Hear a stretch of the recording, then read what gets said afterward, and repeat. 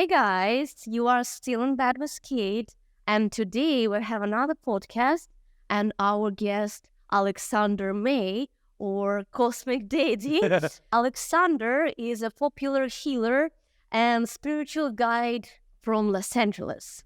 Alexander, please introduce yourself and tell our viewers a little bit about you. Okay, well, hi, my name is Alexander Mei, and I am a healer psychic medium, otherwise known as the Cosmic Daddy, otherwise known as the Witch's Witch, the Sorcerer's Sorcerer, and I love to inform and to educate people on all things mystical.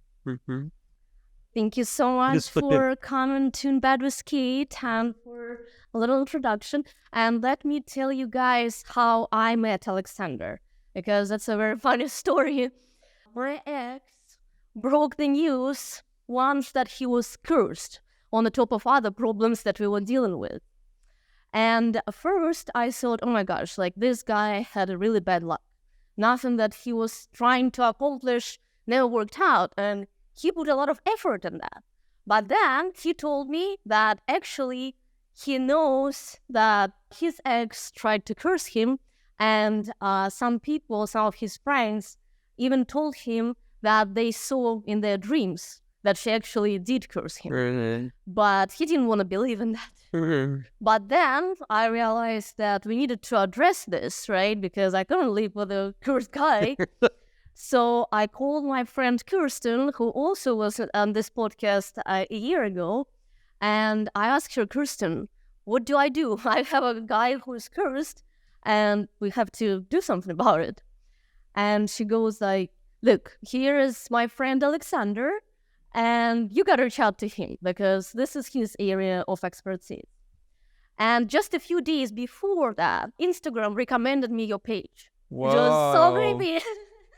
So I thought, okay, that was a destiny. So I called Alexander and I explained him what was going on. And Alexander sounded like he was dealing with this kind of shit all day, every day. He was making jokes about curses. And I said, okay, we got to work with him. Yeah. So Alexander first came to work on both of us, and then after we broke up, just on myself. So I think it would be beneficial for our viewers to find out what might be preventing them from having a happy life and happy relationship. And today, Alexander will share his wisdom and his life experience with us. Alexander, every time when you enter the room, I can feel the vibration is rising, right? So I feel the presence near you every time I see you, Boom. to be honest with you. Thank you. And sometimes you were coming to do a session with us when we were at our worst or when I was at my worst. And after 20 minutes of talking with you, things switched completely. So could you tell us a little bit about your journey to become a psychic or spiritual healer, Sure. and what inspired you to pursue this? Okay. Yeah, thank you so much for asking me that, Kate. So I have been studying various healing modalities since I was 9 years old, and I've been a professional since I was 19. So close to, I think it's over 20 years at this point. And the way that I got into it was I was dealing with my own generational trauma with my family, and I just couldn't seem to work through it.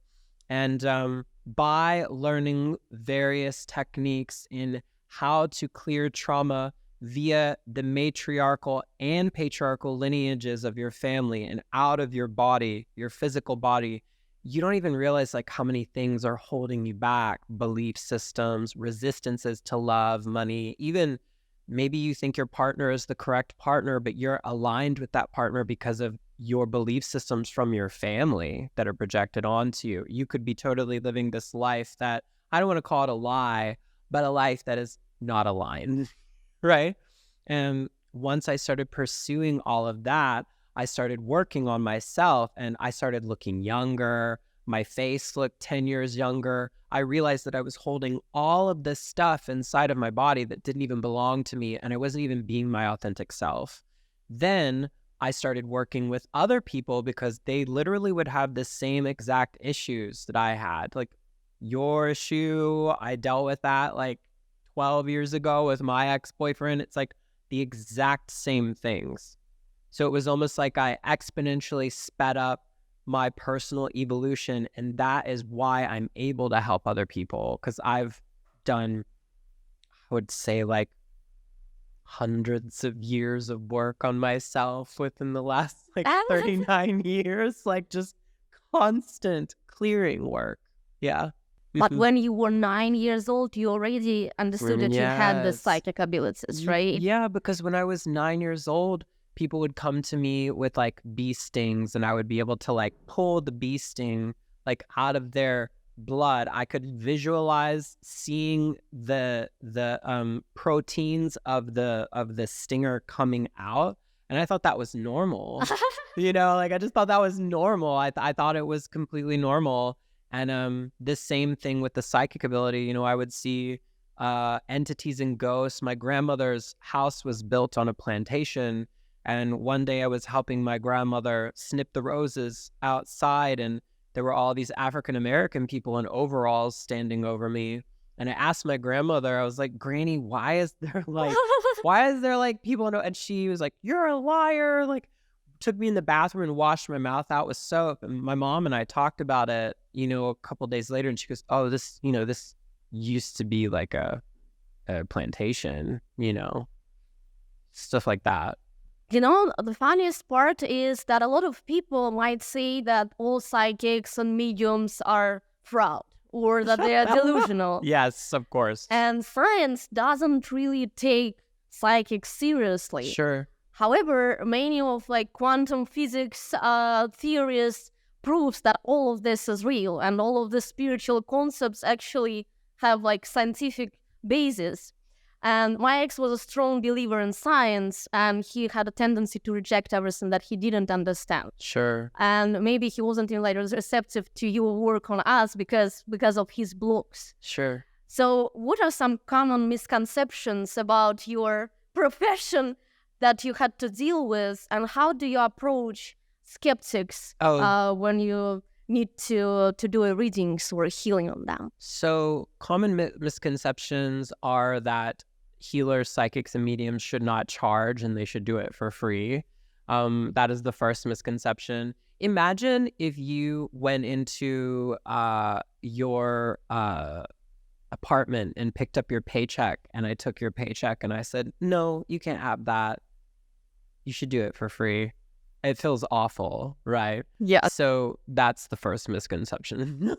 Okay. That's what it feels like when you say that to someone who's a healer, psychic, medium. It's like, it's a job like any other job. It's a special type of job, and it takes a certain type of personality to do it, but it is still a job. It is a profession, Yeah, because you cannot survive in a city like Los Angeles. Why? Yeah. If you are only donation-based. Yeah, what am I going to do? Just be like, God, please save this poor healer off the streets, Daddy. Anyway, so yeah, the other thing too that is a misconception is that all of us are always telling people that they're cursed. That's another thing, because a lot of people will walk past tarot card readers and palm readers, and they'll say, oh, let me see your hand. Oh, I feel like something has befallen you. Da da da da da da. And it's like, not every person is cursed. That's the other thing. Even though we worked on that. Another thing is entities, right? A lot of people think that all entities are evil or scary when it comes to my profession, but there are actually a lot of entities that are guidance spirits, protective spirits. They're not all just like demons and things like that. So a lot of people think that the work is like, ooh, it's not at all. It's actually pretty easy if you're open. You have to be receptive to the work also.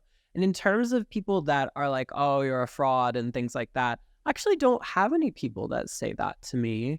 Probably because I'm not, but I love those people. I love those types of people. I am not afraid of them. I'm not afraid to have a conversation with them, Yeah, I understood. You weren't fraud right away. Just first Kirsten told me, and then I saw how many mutual friends we had, and I knew for sure that those people, I could definitely trust their choice and they were choosing their spiritual guide. So yeah. We'll leave all the links for Alexander's website and his Instagram in the description. But also, I have another question. So a lot of people say that your psychic abilities are not, like the psychic abilities in general, are not different from intuition, not different from conscious use of your intuition. And one psychic back in Russia a long time ago told me, look, you have a very good intuition, you have to trust it. And if you want to develop psychic abilities, you kind of can, right? But I never was at the point of my life that I wanted to do that. But still, my question is it fair to say that intuition and psychic abilities is the same thing? And how do we actually follow our gut and trust ourselves? Because sometimes we feel something, but our brain doesn't let us, follow our intuition. That's an amazing question. I would say it's both. Because we exist in global human consciousness, we are all connected together through an energetic web, whether we like to believe it or not, right? And so that's why whenever I do clearings, I always say consciously, subconsciously, by accident, by boredom, on a global level because of global consciousness. So a thought creates a thought, which inspires another thought, correct? There is the topic of what you were asking also about personal awareness, your intuition, your psychic abilities. And a lot of that comes down to believing in yourself. A lot of people have a block or a projection from society, their parents or other people that they can't access it. Everyone can access it, but you really have to work on it. It's like a muscle. It's like going to the gym or doing hot yoga or like meditating. Like you have to work on it every single day. And some people are like, some people like to dabble a little bit, and then some people like to open the door all the way open. But like once you open the door, you can't close it. So there's that. There's that. Like you and I obviously have opened the door. Okay, that's good to know. Yeah. But about the thoughts, another just question that I had in mind: is it fair to say when we have negative thoughts, it generates more of the negative thoughts, and it becomes our reality? Because I think it's very important to point out why we should not live in negative thoughts. So in terms of negative thoughts, it is really important to acknowledge it first, let it come up to the surface, and then clear it out. Yeah. Because if you resist against it, it will also come back later. That's the other aspect to it. So yes, and you also have to allow it to come up to the surface and then clear it out. Yeah. But just don't allow it to go like cycles, right? No, don't loop it. Looping is like, because Kate and I have talked about this extensively. Like, it is very easy to get caught in a loop and to not stop. And so you have to catch yourself and break yourself out of it. Yeah. Because it looks like you are dealing with a lot of negativity, with a lot of like traumas, a lot of negative shit from your clients, right? But we all know how important it is to eat right, to exercise. Yeah. But one thing we don't really talk about is how to protect your mental energy.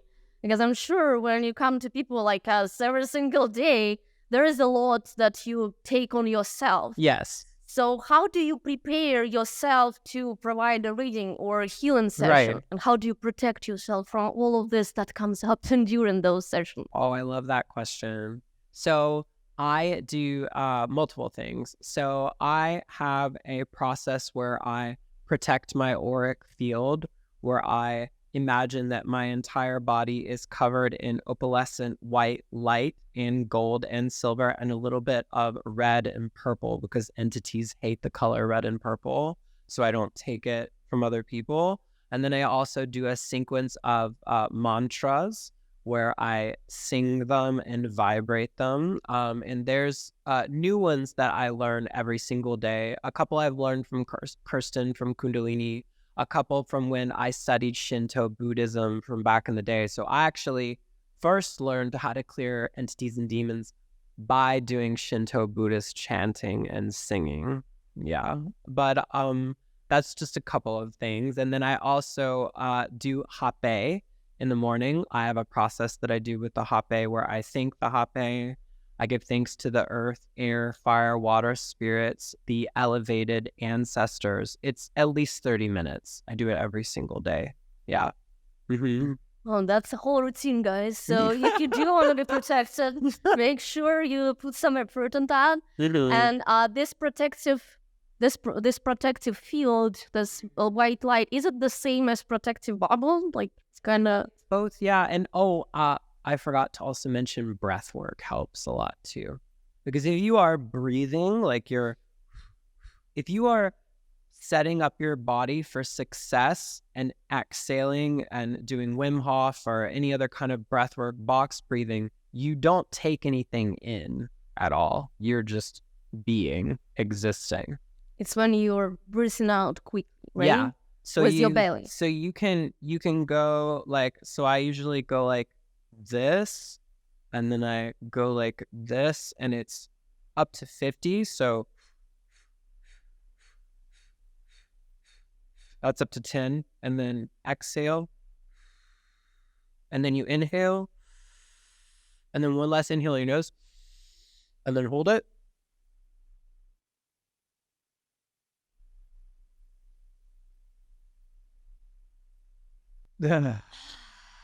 If you just do that like 50 times, like 3 sequences of 50 when you wake up in the morning, it is a game changer. Like, not even just for like spirituality, like for your body in general. Yeah. I gotta try that. That's for sure. I haven't never done 50, but yeah. You know, as more we live, as more we learn, right? Yeah. So yeah, meditation and breath work is a huge aspect of your like well-being, right?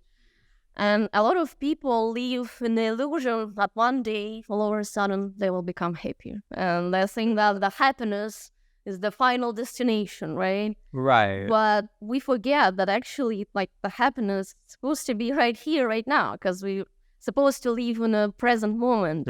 And life is complex. Ups and downs are totally normal. So is it fair to say that meditation helps you to be happy right here where you are?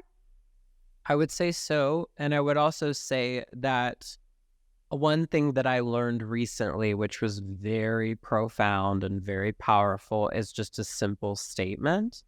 And it goes like this. Instead of comparing yourself to other people, places, and things, how about you compare yourself to how far you've come? That's a good one. Yeah. Because you know, in our society, we're constantly being distracted by things all the time, like this, you know, and we don't acknowledge how far we've come. Like, if I look at myself like 10 years ago, I'm like, ooh, girl, wow, scary. But also, like, great. Like, I've come so far since then, and I also still love myself back then, you know?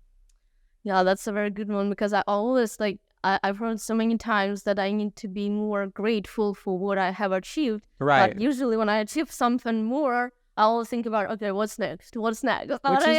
Which is like totally normal too. Like, we're like, oh, you're the #1 sex toy seller on the West Coast. Oh, great. What's next? You know?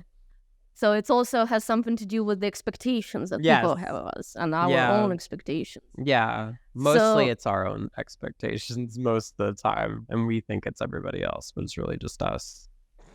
Do you think, like, practicing gratitude every day to ourselves and to our lives and our spiritual guides and our angels is a good idea we don't, because we don't celebrate ourselves. Like, I don't hear people saying enough, like, wow, I did so well, you know? But it's repetition too. Like, it's a muscle, right?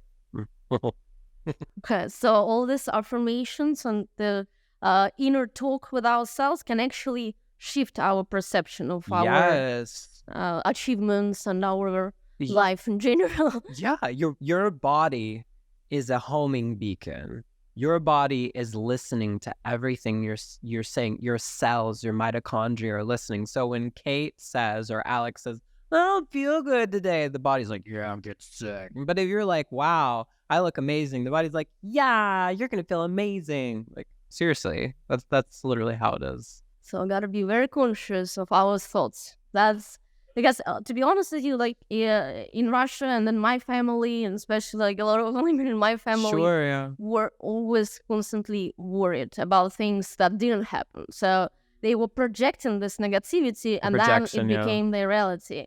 And I couldn't figure this out for a long time because I was constantly worried too, until I started doing yoga, meditate, and doing some kind of breath work, maybe not as advanced as Alexander described, but still, all the things help to shift my perception of life. Yeah, I mean, I would also say that my Italians, when I met my Italian family, I was like, why are they complaining about everything all the time? And I didn't realize that it was just like generational, like that's how they talk. But also, you take it on and you think that it's for you when it's not. Plus I think it's mentality too, because if you look at, I don't know, people who live somewhere in Bali or in Hawaii or somewhere in the spiritually elevated places and compare them to people from, for example, like Russia or some other countries that are more repressed because of their culture, religion, politics, there's a huge difference. And people I love repression. So hot. Yeah, it is hot. It is. But not for everyone, for some, yes. But anyways, let's talk a little bit about some of your services, because I'm sure you know a lot about it. And I'm sure a lot of our viewers had no idea that such things even existed. So some belief systems involve rituals aimed to protect people from bad spiritual influence and entities and demons, however we call it. And I wasn't a believer in all of that, to be honest with you, until I took a picture of the group of my friends, right? And one of the girls there who I knew before, she sometimes was acting weird, but I never really thought that was the reason. And then my mom told me, hey, like, send me pictures from your vacation. I sent her pictures, and then I go back to my WhatsApp just to check if I didn't send any nudes or anything that she's not supposed to see. And then I saw this picture that I took. And all faces were perfectly fine, and her face was demonic, and it was a guy, not even her. Yes, yeah. And I shit my pants. Like, I was thinking, oh my gosh. So now, like, I have to live with this understanding that all of this is real. Like, the movies like Exorcist and all of this is, like, for real, it's happening. So then I found out that the reason why she had this demon was because she opened the demonic realm because she was taking some very hard drugs. Yep.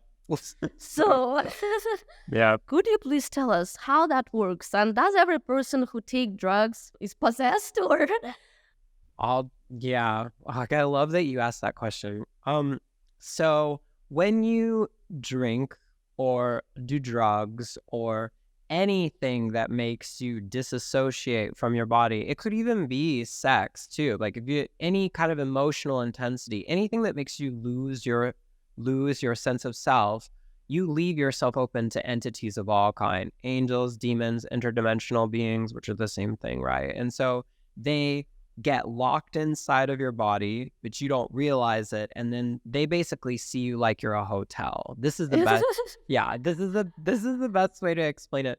Imagine if you were you didn't have a place to sleep or live, and you're cold and you're out in the rain, and you see this cabin with a roaring fire, which is your body.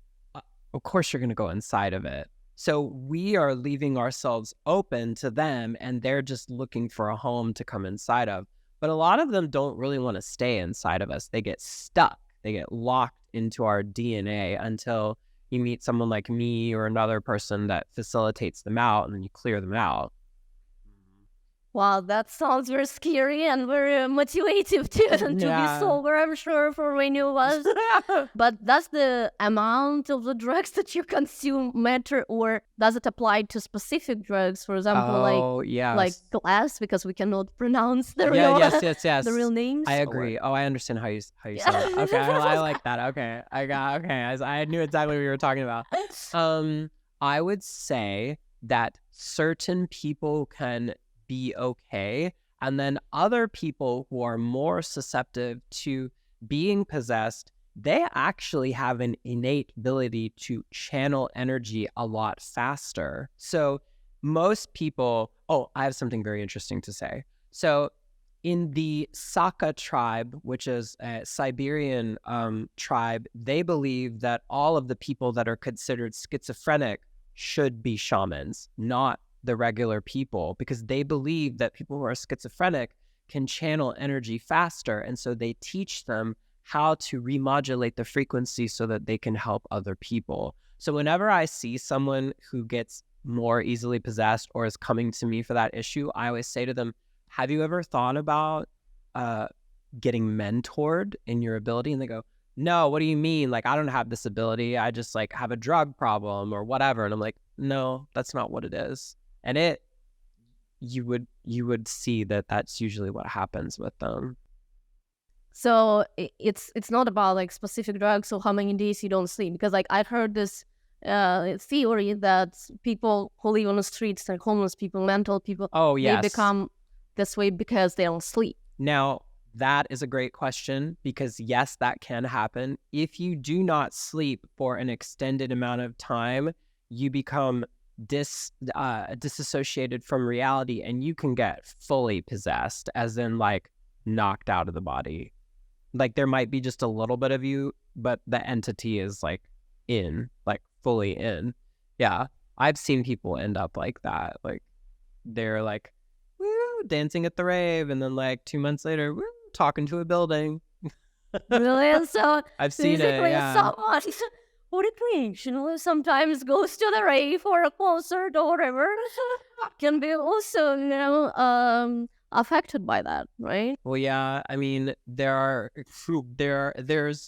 one substance in general that's very popular in LA that we both know about, that people, they seem completely fine, but if you build it up over time and continue to do it, it can cause a lot of problems later, because you don't even realize that it's the cycle of opening up the field, getting it stuck in your blood, then getting entities stuck in your blood, and then you can't tell the difference of whether you're addicted or if the entity is craving the sensation. So this is another thing that people don't know, is entities take over the body because they can't feel what we feel. They're dead. They want to experience pleasure, orgasms, eating, like drugs, like dancing, like all of these things, this bacchanalian things that we can do. They can't do that. So that's the other reason why they come in the body, but sometimes they don't want to stay. So they're like, oh yeah, I got to be here for the party. And then they're like, no, get me out.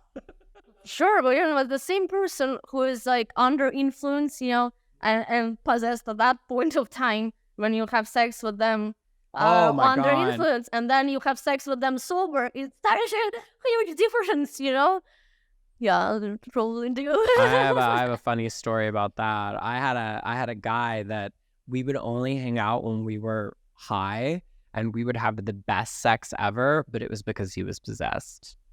But then when he got sober and we hung out again and we had sex, it was like it was just never really to remembering. Yeah.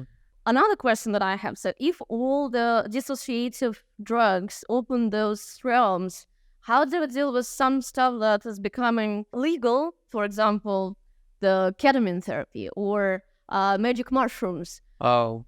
Is it all the same bad, or no, things that are organic that are coming from Earth? I'm actually really glad you asked that question. I'm actually, I am all for earth-based medicine, like mushrooms and IVs and things like that, if there is an actual integration specialist that is helping people after. And if they have someone on site that knows how to properly clear entities and close portals and things like that, I'm all for it, but I have not seen that yet. I haven't seen it. People will contact me. There was one place that will go unmentioned that was trying to hire me to do integration for them after plant medicine ceremonies. And my very first question to them was, who is the integration specialist that's closing the portals and clearing the entities out of people after they've been on ayahuasca for 3 days? And they go, no, they're totally protected. I'm like, no, what are you talking about? Like, so I am for it, and I also am like, hire me. But I'm like,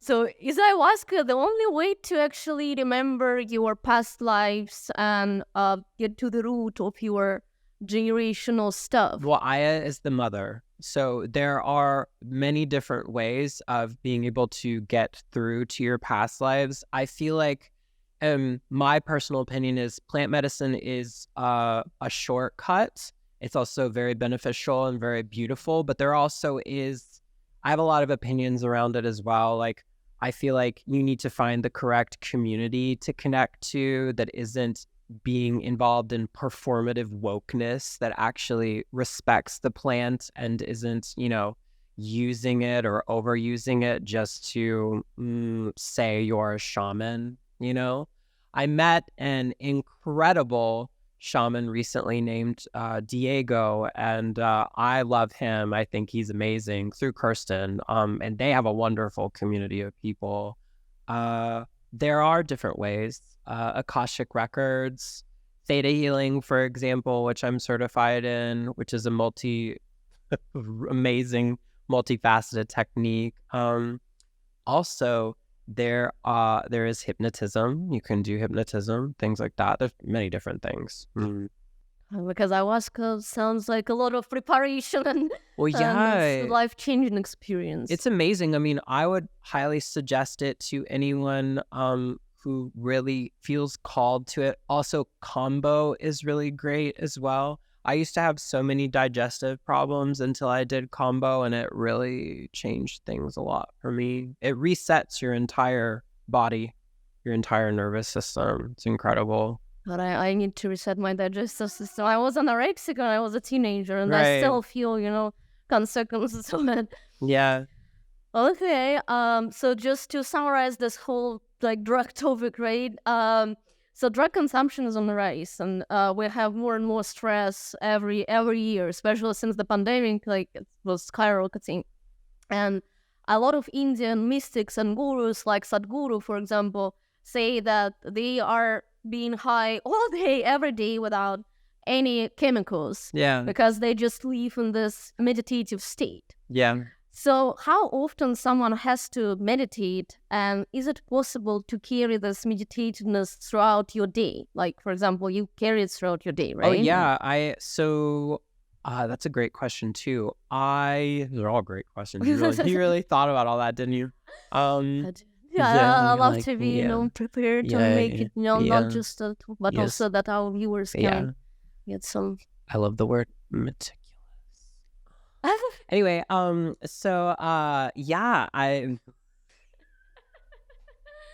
love this, by the way. Should do it more often. Yeah. We're always here and ready to have you. What was the question again? I just lost my train of thought. I'm so sorry. Okay. How often someone has to meditate to be in this state of meditative state the entire day, so you don't need drugs? I would say I started out at 7 minutes a day right when I wake up in the morning, but everybody's different. Some people can't do it right when they wake up. Right when I wake up, I do tapping, EFT, I do theta healing on myself, I do breath work, and I do meditation.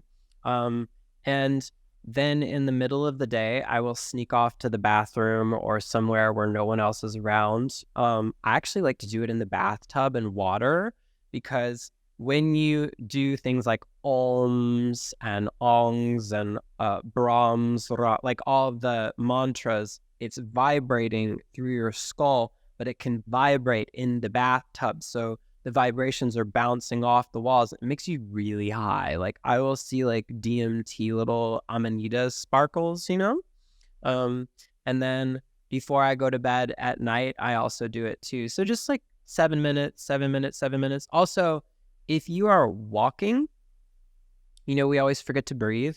If you inhale and exhale as you're walking, like every couple of steps, it makes you really high, So there's little tidbits, little tricks and things like that. Also, minerals are really important. A lot of people are very vitamin deficient. So there's this stuff called trace mineral drops. I take it every day before I work on clients, but I also take it because we're using our brains so much with like the internet and all these other things and how everyone's just getting faster.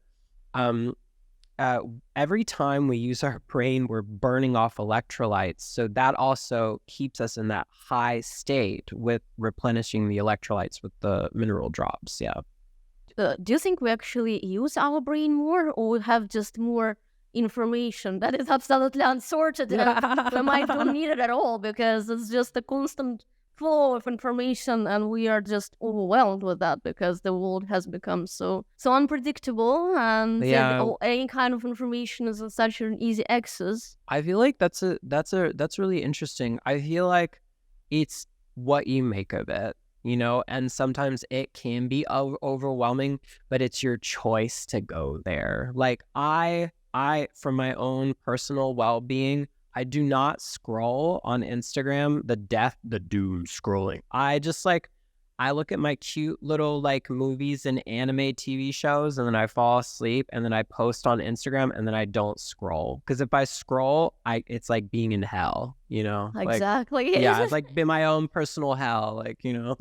No, I check all the time how much time I spend on Instagram because I don't scroll at all. Probably, I don't know, maybe I just don't care because some people get offended. I never like them or I never, reply. But it's actually just because I want to protect myself from all of that because I know that you cannot get shit done if you are scrolling all day long. And yeah, it's I don't know, for the new generation and for the past few generations, I think it has become such a big problem that really affected our ability to communicate, to be social, to just have an active lifestyle after all. I agree. I feel like the more we're able, like I love that we're doing this right now because it's not here. It's like not like there's no phone. There's only just like equipment recording us and that's it. So we can just be present with each other. And I feel like I have been practicing a lot more lately, just putting it down too, which I never could do that before because I love it. I'm like, I love information, you know? But yeah, to go back to kind of tie up the question you were saying, I do feel like our brains are getting faster, but I also feel like the way that we process it is different now too. Yeah, because I don't think that we actually process that because it's just so much. And you can't remember a TikTok video, for example, that you saw 2 days ago. And I cannot even remember some YouTube videos that I watched like yesterday.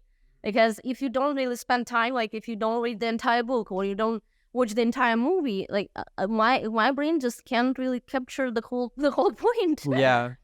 So I don't know. I think we'll have to be like conscious and set up the intention when we really want to learn something. Because I'm sure, like for my parents, for my grandparents, for example, right? Like the reading something and then not recreating, but like repeating it wasn't a big deal at all. And right now, for someone just to like learn and memorize a tiny text is already a huge deal. You know? Well, the issue that happens is people are being fed shorter and shorter amounts of information on loops, and so that is only allowing us to make our attention span even shorter. So that is the only issue I have with it, is that we shouldn't be encouraging these like 3, 5, 6 second videos because it's not like it's causing the attention span to go shorter and shorter and shorter. It's like Vine, you know. Vine was an interesting concept because it was fun, it was funny. You know, it challenged people to make shorter videos. But now this is more like consume it in shorter installments, which I don't really like that. That's kind of like the devil's playground for me. That's the reason why I quit TikTok after a few attempts to post something. Because no, my brain cannot do that. Okay, I think it will be a lot for our viewers to think about, you know, and how they spend their time. But there is another very serious topic that I really want people to be aware of that at the very least. as I mentioned earlier, I first got in touch with you because of the curse that my ex had, right? And that was a death curse, and he almost died like like 4 times in 1 year. It was ridiculous how, like, and he didn't force it, like he didn't put himself in the situation. And as I started my research, I found out that there were different types of curses. So could you please explain us the whole concept of curse, and how does someone understand if they're cursed or possessed? Like how people come to you and they say, well, I have a feeling, or... So a curse, usually from what I have seen and what I have experienced for myself, what I experienced in my own family, can come in many different ways. Like sometimes it could be that your family built a golf course on a burial mound, which is kind of what my family did. Or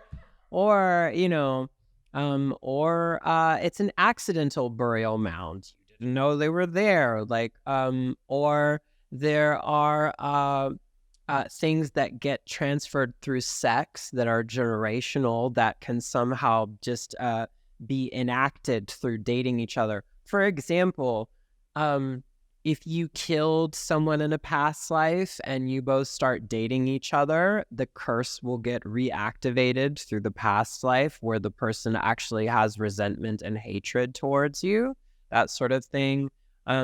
Being killed for being gay, being murdered for a certain type of race, like those kinds of things, the resentment of that energy will build up and create the curse. So it's almost like a curse is a super concentrated form of either resentment or things that have happened to someone or a group of people in the past. Yeah. Mm-hmm. So it's not necessarily that someone has to curse you. It can just be from your past experience and from your... If the hatred is powerful enough, yeah. But most of the time, most people, when they'll be like, I have sent you the evil eye, like it's not really working, But all of this, for example, like witchery magic, black magic, I don't remember how they call this. Witches were like witchcraft. Yeah.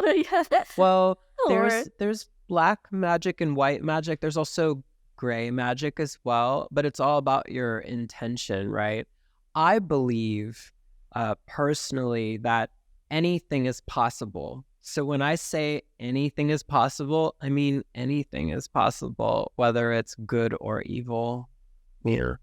But out of all the different curses, like marriage curse, death curse, or whatever, like I don't know all of them, is any curse can be lifted? Or there are some that are like heavier than others? Oh, yeah, all curses can be lifted. The person just needs to really be committed to doing the work to clear it out. That's all.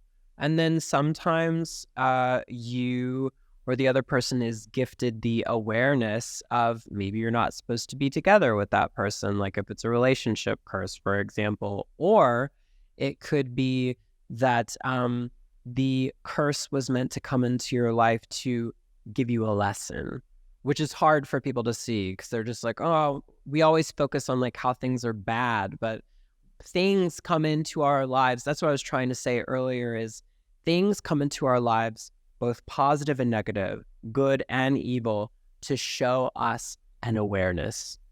Yeah. It's very profound.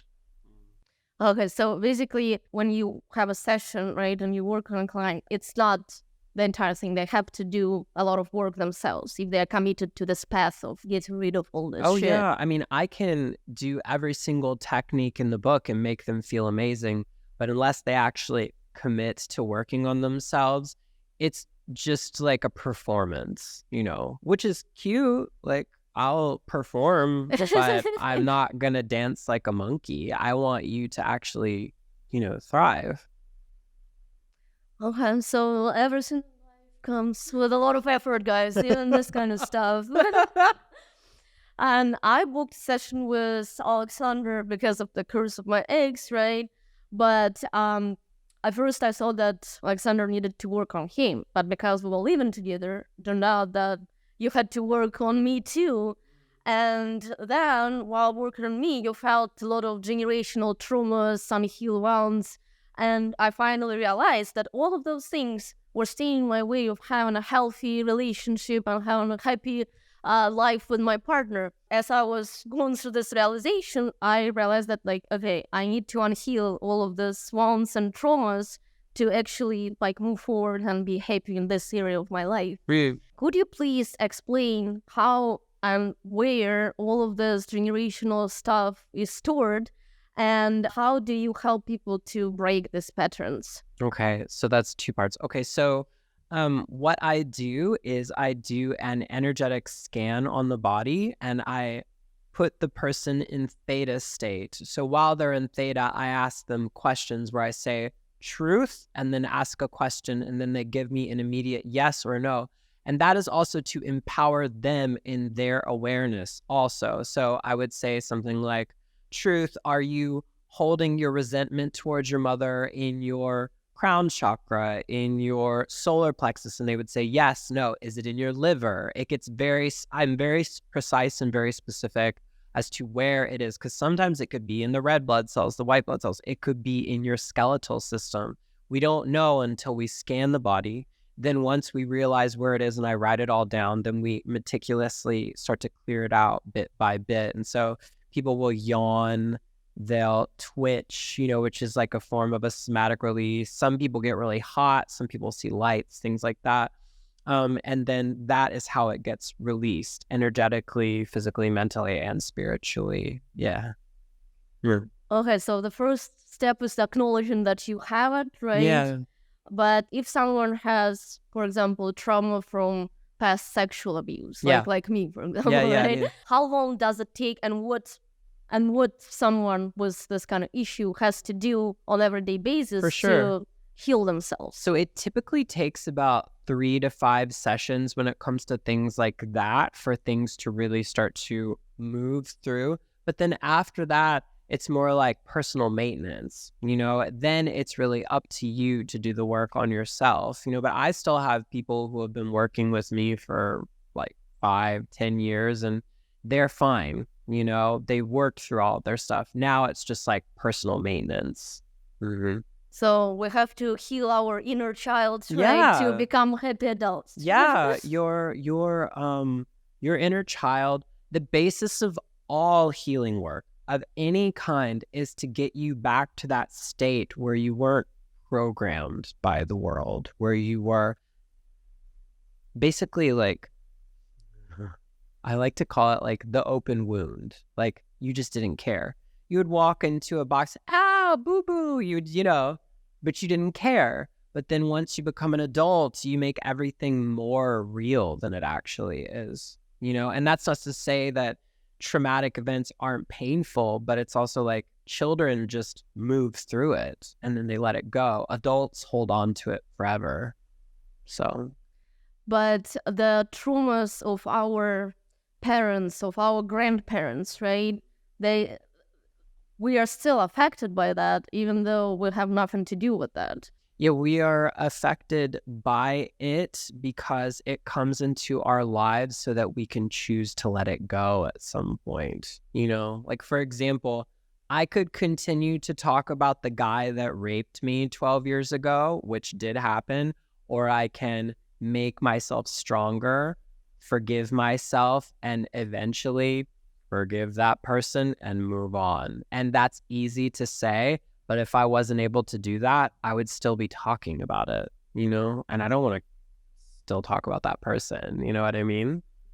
Yeah, but those traumatic experiences are very, let's say, hard to acknowledge first, They are. to start they are. to fixing it. You have to acknowledge, and you have to really like feel it. Yes, you do. And that's the hardest part too, is the initial kind of like, that's why theta healing is so great. The work that I do is so great because it's also timeline jumping.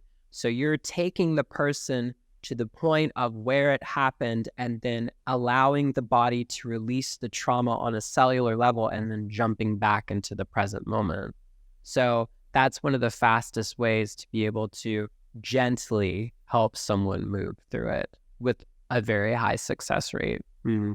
Do you think that sexual traumas have to also be healed with a therapist and spiritual work, or just spiritual work is enough? Because I think like combination of both. I think both. I love therapy. I think therapy's great. I've done EMDR, I've done psychotherapy. I think it's great. I think it's great to have them together. Aren't you not too complicated for it as the regular therapist? When I had my first session with my therapist, she is really good therapist. She used to be a psychiatrist, and I had a lot of recommendations for her. And she was listening to me, and she was like thinking like, what the fuck? Because I was just explaining like the last year of my life. How about you? Oh my God. Yeah, in the beginning it was very hard, and I've had different people. I will go like on a cycle of therapy where I'll see someone for 2 or 3 months, and then I'll go off the cycle so I can work on myself alone. So I'm actually going to start doing that again in about 2 weeks. So, which I'm really excited about. I found a LGBT centered therapist. So I'm excited for that. And they are aware of the work I do. So that's going to be cool, So I'm excited for that. Where is this LGBT center? Maybe you can recommend to our viewers who are living in LA. Well, the LGBT therapist is through BetterHelp.com. Oh, okay. But also you just reminded me of something. Very soon I am going to be teaching meditation classes at a LGBT center for gay youth in a couple of weeks. So once I know about that, that'll be really exciting to talk about too, which, yeah. We'll also leave this information in the description. Yay! And by the way, guys, on 12th and 13th, right? We have our show called Vibe. It will take place in Hollywood, in the city of Los Angeles. And me, Alexander, and our friend Kirsten will give a workshop about kundalini, root chakra, sexual energy. So please come join us. So leave a link for the free tickets in the description of this video as well. Yeah. All right. Now let's talk a little bit about sexual energy, because we are still in bed with Kate, right? And this is the channel mostly about sex and a lot of other stuff too. But anyways, sexual energy is the energy of life, of creation, and our connection with divine, right? And intercourse is the biggest energy exchange that exists. At least I believe so. So what is the connection between your sexuality and your spiritual growth? Wow. Oh my God, I love this. Okay, so I think the most important thing is to point out that they're not separate from each other. And I think a lot of people create separation between the two first. I want to share a story, which is very interesting. And so, I had a client who came to me who didn't even tell me that she was having issues with achieving orgasms. She was just coming to me for generational trauma clearing. And then the next day she called me with her husband, and she was so excited. And she was like, oh, I want to tell you something, but she's like, I'm really worried it's going to overstep some boundaries. And I was like, I don't care. Just tell me. She's like, I don't care. And she's like, well, last night my husband and I were having sex like literally an hour after you worked on me, and I squirted for the first time. And the very first like actual orgasm I've ever had, I squirted like a fountain, and it wasn't for like 30 seconds. It was like for 3-4 minutes. And she's like, I just wanted to thank you. And I was like, oh, they're not separate from each other. So that was interesting. And so I feel like in terms of like my own sexual evolution, as well as my spiritual evolution, every single class I've ever taken to clear blocks out of me, or anything to clear out any kind of repression or suppression, which is generational, definitely made my orgasms more intense. And like I can have multiple ones, so like 4 or 6 in a row, and like not stopping. So how long does it take after one to achieve another one? Like maybe like a minute. Okay, that's cool. Yeah. You can also do it with some sex toys. Yes, you can. Yeah, you totally can. Well, you can use that. I like to use the hypervolt massager on the lowest setting with the squishy part. That was pretty fun. Yeah. But Okay. oh no, it's like it's basically the Hitachi with the soft. Yeah, the one like that. Yeah. That was the first one, right? Yes. That is the little fact from the history. The first Hitachi vibrators were marketed as back massagers. Yep. But then women in household goods stores were buying so many of them, and they were all laughing because they understood that they were buying it not for back, but for playing with their clits. Yeah. That's how our industry started. Okay, so my opinion also, like, I've always been, like, very sexually open, and I think, like, you have to be strong, believe in yourself, right? Accept your sexuality, love yourself, love other people, and understand your sexuality, understand your sexual needs. And this is what freedom is. But so many people, even though we live in 2024, so many people are still sexually repressed. And I told you the story, and I'll tell our viewers as well, that I was badly in love with the guy. And at first, everything was great, right? And he was atheist, but then he got into church. So first it started like a spiritual awakening, but it ended up to be like psychotic breakdown. And the guy who was the biggest freaking bad, and I'd say like not too many men could surprise me with their sexual kinks, but this one did it like every time. All of a sudden, he became super ashamed of his sexuality, of his hypersexuality, and he started to reject his sexuality. There are so many people like that. My mom has never talked to me about sex. That's probably why I'm doing what I'm doing, right? And a lot of people are ashamed of their bodies. A lot of women have no interest in sex. A lot of men have performance anxiety. Of course, a lot of this affects LGBT communities around the world, transgenders. And a lot of people are sexually depressed, that's for sure. So why sex is still often viewed as a sin? That is a really great question. So I feel like that a lot of people still enjoy the fact that it's shameful and naughty, and kind of have this belief system that it needs to be shameful and naughty for them to enjoy it, which is not the truth, right? And so that is a global belief system that is projected onto everyone through religion, through all different types of movies and TV and films and things like that. Like, I would say from a personal level also to share with everyone on the podcast that I was very repressed for a long time in my feminine energy. I could not access it. And I would even make fun of other gay guys that I would see when I would go to the club, like, oh, he's so girly, like he's so femme.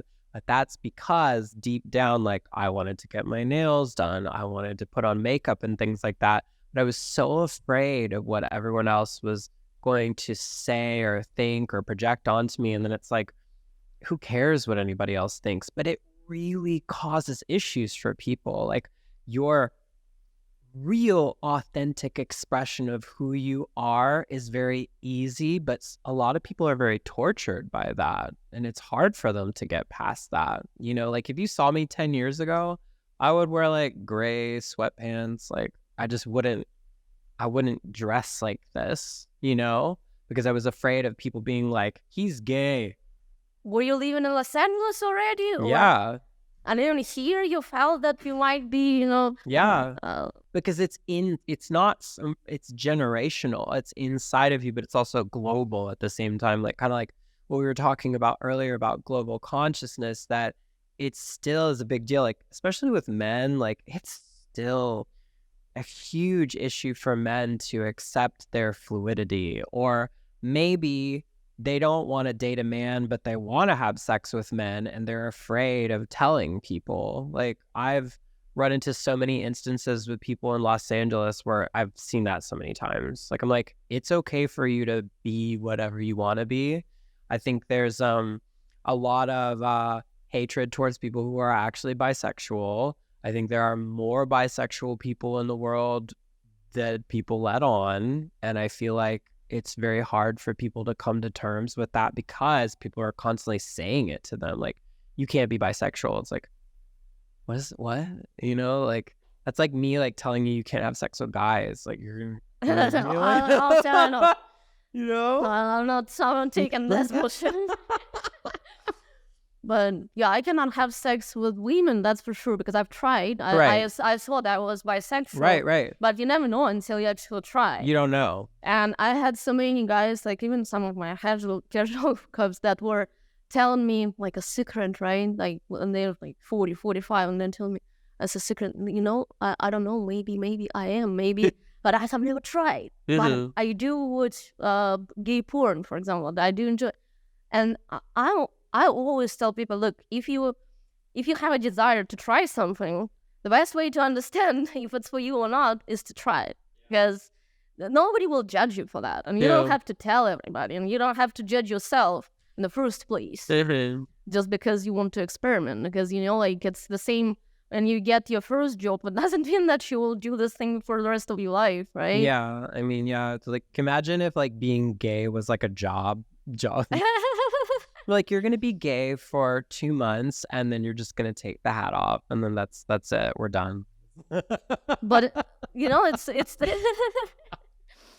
yeah, I cannot imagine that, to be honest with you. But I do know some men who were even, you know, married, and then like after 40 years or after 35 years old, they finally came to terms with themselves, and now they don't have to bullshit anyone anymore. They can just date guys, because I think, you know, when you are honest with yourself, at least you don't hurt other people, you don't hurt like women who are, because, you know, there are a lot of gay guys who are so attractive that a lot of straight women, they really want them, and they start building, you know, future plans on their head, and then turns out he's gay, you know, after years. Yeah, that must be very painful, but I know stories like that. It didn't happen to me, but so it is happening. So anyways, sexual energy is the primal and creative energy, right? It's creative energy of the universe. And if we understand this concept that sexual energy equal creative energy, it's a generator that can create babies, or it can create a movie, or it can create music. For me, every time when I don't have a relationship or when I don't have sexual partners, I'm a way more productive, I'm way more creative. Even if we look through my channel and through my videos, you can totally tell when I was single and when I didn't have anything going on, and when I was in committed relationship.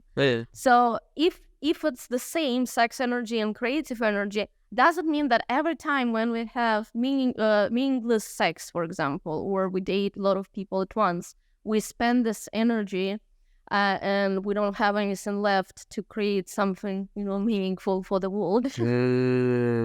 So there's an interesting thing that you can do to sort of remodulate that. So if you're having sex with someone, whether it's a partner or it's a little bit of a one-off experience, you need to imagine that your energy, your orgasmic energy, is coming out of your crown chakra and then out of your auric field and then up through your root chakra, and so that it's circulating. Then you won't be wasting it. So yeah. After orgasm, what's during orgasm? During, yeah. That's what I do. You have a good concentration, I guess, because during orgasm, I can't think about anything else besides magic, besides sex. Yeah. But that's a good one. Yeah, sex magic. Yeah, you can use your orgasms to manifest things too. It's like a particular type of orgasm, or anything. Yeah, like yeah. Oh, the clitoral orgasm is so fast. Like, how can you manifest? You're like money. Yeah. That's hilarious. Yeah. So you touched the subject of feminine energy, right? Yeah. So this is the kundalini energy, right? This is our feminine, divine goddess energy. And about squirting, I actually started squirting a lot more after kundalini class was cursed.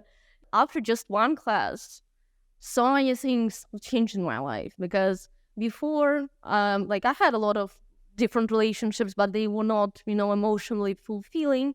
And then after one class, I met the guy from my past life. I was madly in love with him. And even I was thinking about having kids, even though I was like kind of child-free before that. And I saw Kundalini teacher Kirsten, right, in this building when she was living here. And I told her, like, what the because like why do I have all of these thoughts right now? Because this kind of like not really, that doesn't really sound like me. And she said this Kundalini class kind of opened my divine feminine energy. So is it true that Kundalini is the highest potential and expression of your creative energy? How this Kundalini awakening relates to your spiritual growth? So it's the same as was just sexuality? Well, it's one of the highest, I would say, because there's many different types of modalities. But I would say since I started doing it again, since Kirsten and I started hanging out again, it has made a world of difference. Like my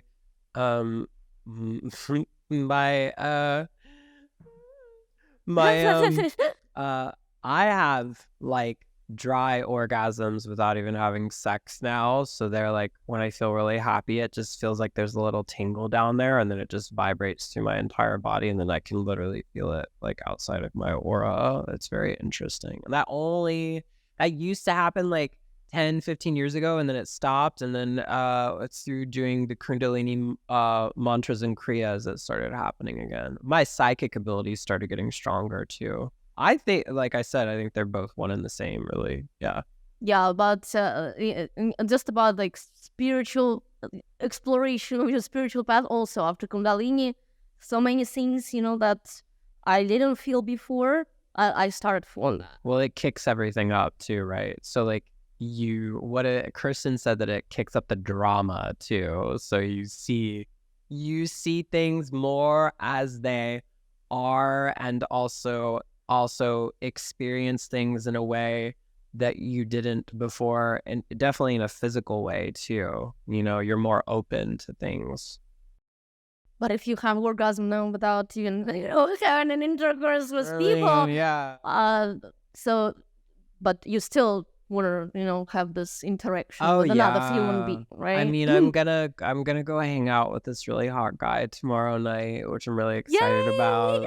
So yeah, I am. Yeah, he was like, I just want to massage you and make you like come like 6 times in a row, and I was like, oh, okay. Yeah, let him do that. Get on this ride. Why not? Why not? Yeah. Yeah, because a lot of people are scared, right? That if they start using the sex toy, for example, they don't need another human being. They don't need a real penis, or they don't need a real pussy. Oh, you can use them all. You can enjoy them all. Like, why don't you, bodies, toys, whatever. Like, as long as you enjoy yourself, you can enjoy everything. Yeah, I think you can. I love using toys with a partner. I think it's fun.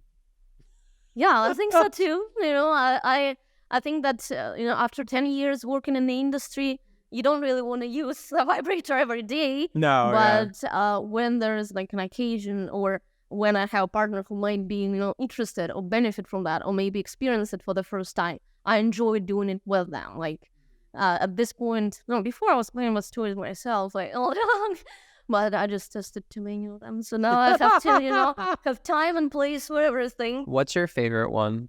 Oh, it's really hard to say. I'd say for each area and for each situation, different ones. If you're talking about like clitoral stimulation, for sure, ear stimulators that move the pressure waves of ear on your clit. So it's without the direct contact. It's not the vibration. It's just this ear circulating in your clit. If we're talking about insertable things, for sure, rabbits with rotation, thrusting, that stimulates all zones at the same time, and where you can get this, where you can get to blended orgasm, where you have orgasm of different areas at the same time. And of course, a lot of anal toys are always handy. The ones with the nice designs, with the crystals, with the tails. Yeah, so I don't know, all those things. I love the crystal ones. Those are cool. I used to own a chakra rub. Do you know what those are? Have you ever seen those before? No. They're like the ones made out of like black tourmaline and rose quartz or whatever. Yeah. They are metal ones, and they're crystal. They're smooth crystal. Yeah. Yeah, I did see them. I thought you were talking about the metal ones with the crystal on the... Oh, yeah. Those are super cool too. I like those. Yeah. Yeah, I mean, you know, like I've always had so many, you know, things in my assortment, but it always was, you know, like just how I was feeling. Like if I was feeling to try this or that, because it all depends on your mood and on your partner. And plus, when there's something new and trendy on the market, you always want to try it, right? Ew. But interactive things, like, you know, I've controlled things, also a lot of fun when you are in a long distance relationship. Oh, is that the one where you can go like that with your finger? Yeah. Oh my God, I love that. Yeah. The one that you have, you can do the same thing. Yeah. I know. Yeah, I'll hook you up somewhere. We love the pearl. We love pearl, don't we? Yeah, here pearl, guys. There's another video review of this amazing product.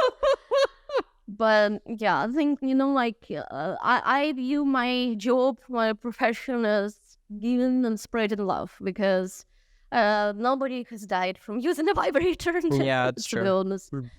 And I believe that even if it doesn't matter if you do have a partner or if you don't, still having some time for yourself, having some time for your solo pleasure, it's always a good thing to do. Because when I worked as a sexual coach back in Russian Sexual Wellness Center, I remember there was so many women who didn't have sex for 5 years, for 10 years, because of some trauma, or because your ex-husband was such a dick, you know, that she's traumatized.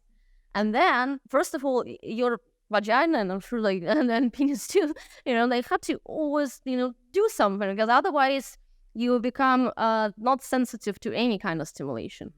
And moving the blood let your blood circulate there, right? With the toys or with the penetrative sex or with your fingers is crucial, because you basically always sit, right? So how do you have your blood circulate in those areas?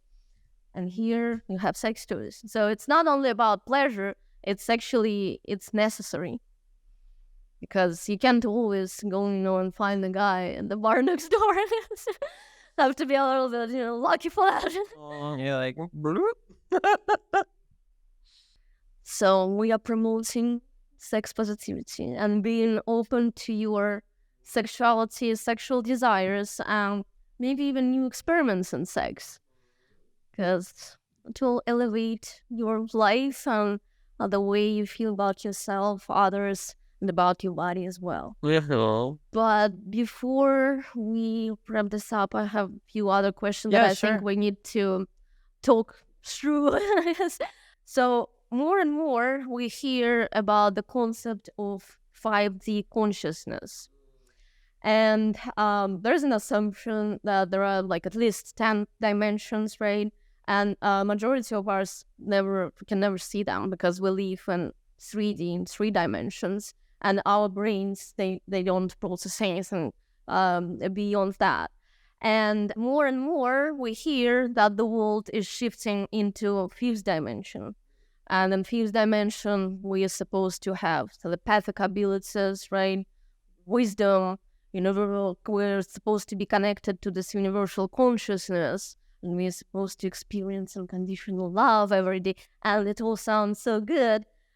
So what does it mean to really exist in 5D consciousness?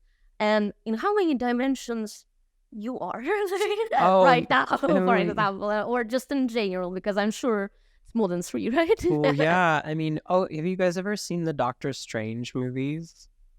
Have you ever seen them? So the Doctor Strange movies, the Marvel movies, are basically about the multiverse. So the multiverse is the idea that there are hundreds of thousands of millions of billions of ourselves in different dimensions existing. So maybe Kate is a sexual healer, sells sex toys, inspires love, but maybe in another dimension, she's a queen of she kills people. We just don't know.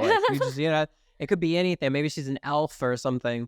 I actually believe in the multiverse. I believe that there are multitudes of dimensions existing all at once, and what's basically happening now in our society in on the human, I'll just tell you what I think. I believe that Earth is one of the only planets in our solar system that has so many timelines jumping through it and so many different dimensional portals opening and closing that's why we exist here, because it is a multi-dimensional realm.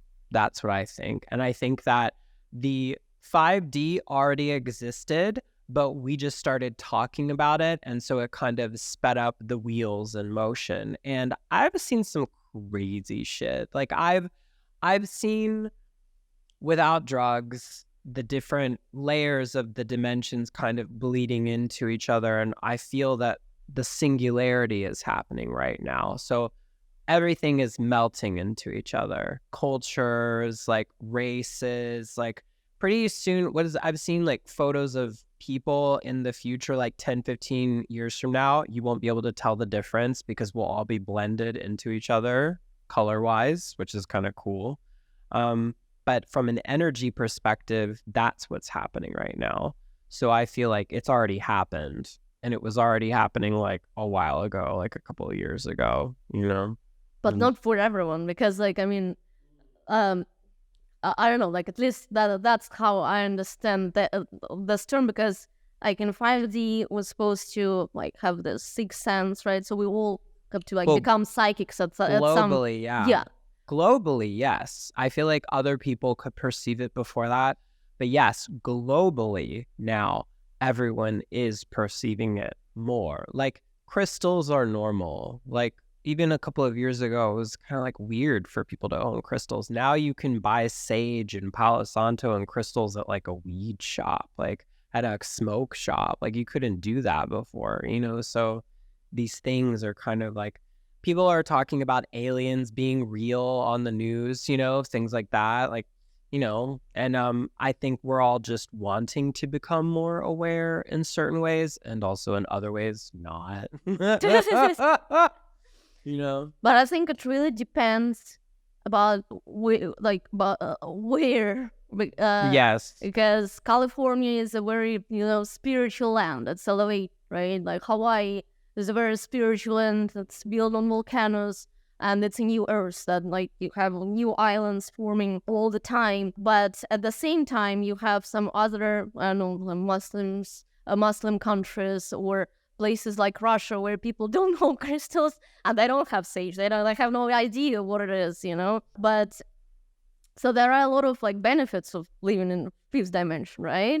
But how do we facilitate this transition to make it faster? Like, to be able to facilitate the transition to make it faster is to have more conversations about it.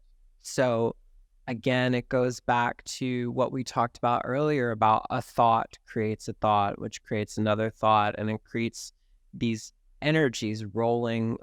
I believe that the way to be able to get it out to the masses more is just to have conversations like this, you know, and to continue the conversation and to ask questions, constantly ask questions like about what does it mean to you? What does it mean to that person? And that will keep the conversation rolling, because it is an energy that we're talking about. And when we speak about it, we speak it into existence. So in fact, you and I talking about it right now are speaking it into existence. Okay, so definitely I agree with you, because you know, people don't understand what's happening with the earth on, you know, on an energetic level. Yeah. We are dealing with so much. There is a lot of hate and a lot of anger in the world. There are wars, you know, there is so many suicides, there are so many mental problems. We really don't realize how to navigate this because the world has become so complex. Actually developing this kind of skills, you know, like sixth sense, listening to yourself, listening to this wisdom that you can gather from this universal consciousness can really, you know, elevate your life and your experience on earth. Because first, when I had like a few experiences with telepathy, I was shitting my pants again because nobody explained me that like it was real. I just was feeling it. Then when people would tell me, they were actually consciously talking to me this way. Oh yeah, I guess also surround yourself with people that you can talk to about it, but surround yourself with people who actually are being it instead of just talking about it. So working with healers, like also like working on your abilities, like having a routine every day to take care of yourself. Like what I was describing earlier, like the affirmations, doing breath work, all of those things. You need to get into a routine of some kind to be able to make the transition. It's going to be easy and it's going to be hard in certain ways because you have to put effort in. Again, you can't just expect it to happen immediately, And you have to be open also, right? You have to willingly commit yourself to the path. Otherwise, it's not going to work. You have to be open. And if there are some things that might like scare you when you open yourself. Yeah, of course. And that's normal. And I've heard that like with entities and demons and all of that, like once you become afraid of that, they sense it, right? And they affect you more. Is that true? Yeah, well, so you have to acknowledge that energy is energy, right? So if you are afraid of something, you just have to remodulate the way that you feel. So instead of saying, I am scared of an entity, rewire your brain and say, I'm excited to learn about entities. And then that will shift it because they do feed off of emotional intensities. So if you're going to be afraid, you're going to be afraid. You know what I mean? So we'll have to draw a line between our feelings, our emotions, who we are and how we feel, because I think a lot of us get like stuck in the games of our own brain. Yeah, well, you're one of the biggest flexes you can ever do in your own life is learning how to not repress your emotions, but detach from your emotional intensities, because like it does. And this is coming from someone who has an Aries rising. So believe me, like I've been very snappy in my life. Like I'm not saying I'm perfect, but you have to get to the point of where you can go, oh, I am afraid. It is okay that I am afraid, but in this moment, I'm just going to say I'm excited instead. You almost have to kind of like trick yourself into getting out of it because we are in such a fear-based culture. It's all about the drama. So, and it also can be generational. Like, how you were talking about Russia, and I was talking about Europe, like Italy and stuff like that. So everyone's like passionate, it's like someone like crazy, but eventually it's like, oh, like it isn't scary. You're just passionate, Yeah, so we have to be very conscious about our thoughts, right? And turn every negative thought into a positive thought. Yeah, you can always shift it. It's very easy. But just don't bypass how you feel. That's the most important thing. You have to acknowledge it and then clear it out. And how about detachment? Because so many gurus and healers and yogis talk about detachment, that you have to be detached from the outcome of whatever you are doing, right? And the life is just a process. What are the maybe practical things that you can recommend to someone who needs to be detached from the thought or from the outcome? Well, actually, I'll tell you again, going back to some basics like I talked about before, is breathing. So we always want to immediately try to control a situation or react in anger. And this actually happened recently with Kirsten. We were in Air One and I had anxiety and I literally disassociated from my body and I ripped the zipper off my bag. I didn't even realize I was doing it. And she was just like, breathe, like just start breathing. And so I started breathing. And she's like, you're back inside of your body. You're back inside of your body. You can't control everything around you. So that's what I was saying. And then eventually I brought myself back to it. And so the breath is very powerful. Also, breathing is free.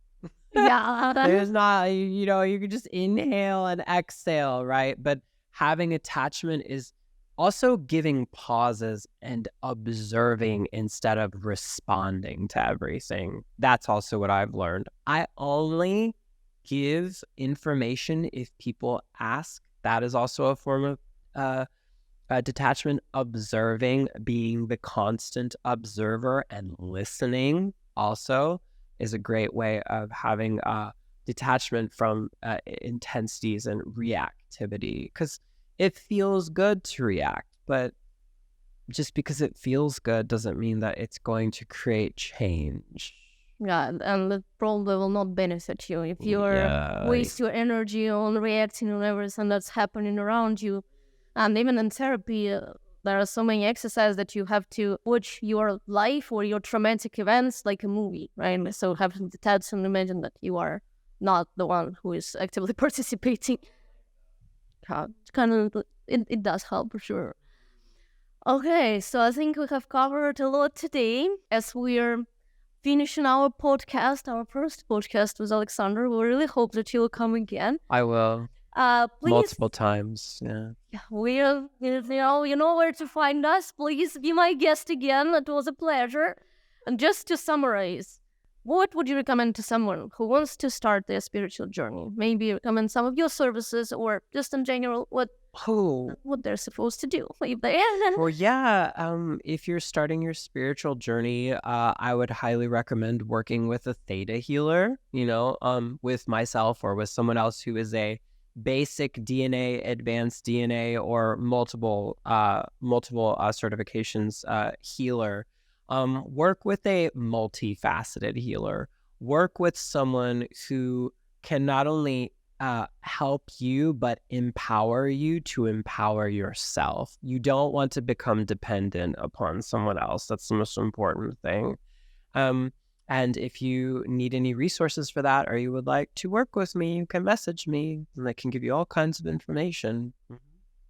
And guys, highly recommend you to do so if you are interested, or if you have a need to do so like I did. And Alexander also has different payment plans. He has different services. You also have this three sessions, one session. So yeah, by phone or in person if you live in City of Angels. And thank you so much, Alexander. We really hope that a lot of our viewers will benefit from that. And thank you for all the information that you shared with us. And thank you for the service that you provide to people on an everyday basis, because what you are doing makes a lot of difference in the world. That means a lot to me. Thank you, Kate.